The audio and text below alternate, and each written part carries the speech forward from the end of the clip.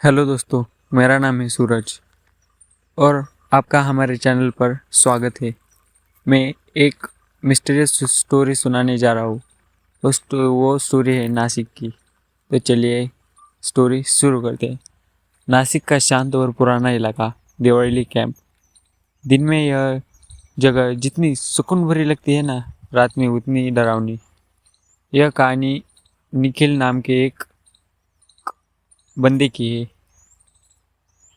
वो उसकी एज 26, जो दिवाली से नासिक रोड स्टेशन तक रोज रात की शिफ्ट में बाइक से आता जाता था। उस रात 1 बजे बज रहे थे। ठंडी हवा, खाली सड़क और अंधेरा इतना गहरा कि बाइक की हेडलाइट भी कमजोर पड़ रही थी। निखिल रोज एक शॉर्टकट लेता था, पुराना बंद पड़ा रेलवे ट्रैक। ये ट्रैक पिछले 9 साल से बंद है क्योंकि इस रास्ते पर एक ट्रेन एक्सीडेंट में 27 लोग मारे गए थे। इसी कारण कोई भी इस ट्रैक के आसपास भी भटकता नहीं था। उनकी लाशें आज तक पूरी तरह नहीं मिली।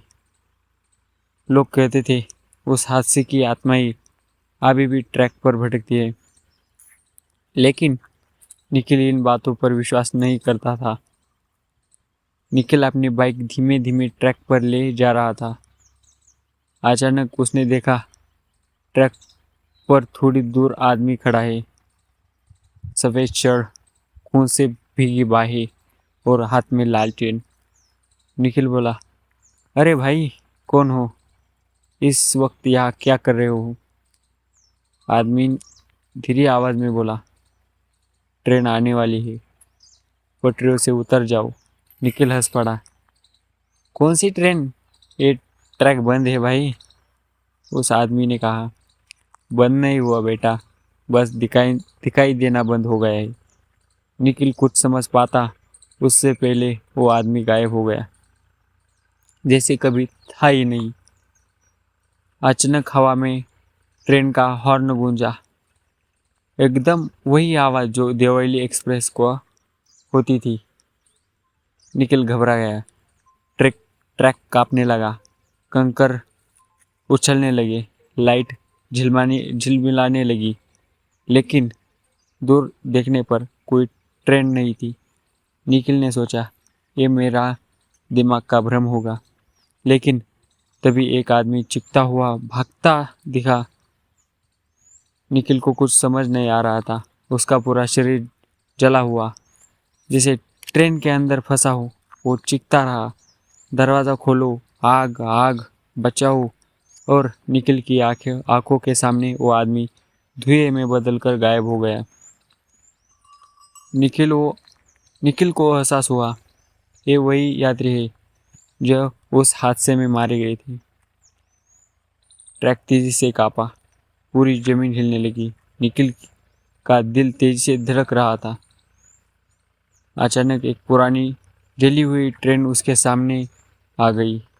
हाँ, वही ट्रेन जिसके हादसे में सभी लोग मर गए थे। हर खिड़की में जले हुए चेहरे, चीखती हुई यात्री और उनकी पिघली आंखें। वो इंसान नहीं दिख रहे थे। डिब्बों पर खून से लिखा था, हम घर नहीं पहुंचे। निखिल चीखा, ये क्या हो रहा है मेरे साथ? कौन हो आप? एक महिला की आत्मा खिड़की से बाहर आई, चेहरा काला, बाल जले हुए और हाथ पिघला हुआ। निखिल घबरा गया। वो बोली, तुम भी उस हादसे का हिस्सा हो? निखिल कांप गया, थरथराने लगा। मैं मैंने क्या किया आपका? वो औरत बोली, हादसे की रात तुम इसी ट्रैक से गुजर रहे थे ना? जब हम चीख रहे थे, तुमने रुककर मदद नहीं की। निखिल की आंखें फैल गई। वो याद करने लगा। उसे वो वाला दिन एहसास हुआ। हाँ, वो रात जब उसने दूर जली हुई ट्रेन देखी थी। वो डर के मारे वापस मुड़ गया था। उसने कभी किसी को बताया नहीं। औरत बोली, तुमने हमें मरने दिया, अब हम तुम्हें अकेले नहीं छोड़ेंगे। ट्रेन का आखिरी डिब्बा निखिल के सामने रुक गया। उस डिब्बे के दरवाजे खुले, अंदर अंधेरा था। हवा में जली हुई मांस की गंध आ रही थी। एक बूढ़ा आदमी बाहर आया। चल बेटा, हम सबको घर पहुंचना है, तू भी आ जा। निखिल भागने लगा था। तभी निखिल ने पीछे देखा, पलट कर देखा, उसकी बाइक गायब थी, जैसे कभी थी ही नहीं। पीछे सिर्फ एक टूटी हुई नंबर प्लेट थी। उस पर लिखा था MH15। वही उसकी बाइक का नंबर था। निखिल चिल्लाया, नहीं, मैं मरना नहीं चाहता। लेकिन उसके पीछे भीड़ इकट्ठा हो गई। 27 आत्माएं जली हुई।